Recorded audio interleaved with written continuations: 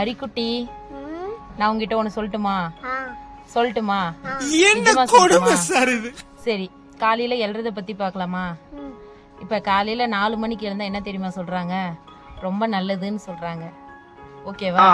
5 மணிக்கு எழுந்தா என்ன தெரியுமா சொல்றாங்க? நல்லதுன்னு சொல்றாங்க. 6 மணிக்கு எழுந்தா என்ன சொல்றாங்க? பரவாயில்லைன்னு சொல்றாங்க.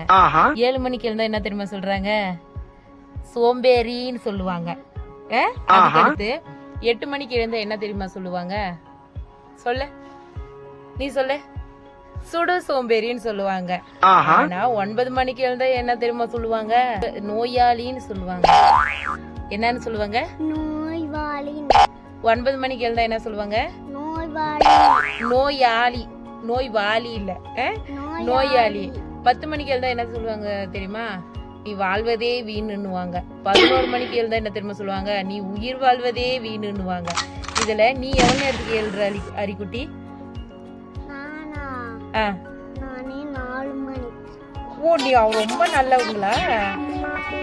பாருங்க ஃப்ரெண்ட்ஸ், இவங்க 4 மணிக்கு எழுவாங்களாம். அதே போல நீங்க உங்க வீட்டுல எவ்வளவு நேரம் எழுறீங்கன்றத நம்ம கமெண்ட் பாக்ஸ்ல கமெண்ட் பண்ணுங்க.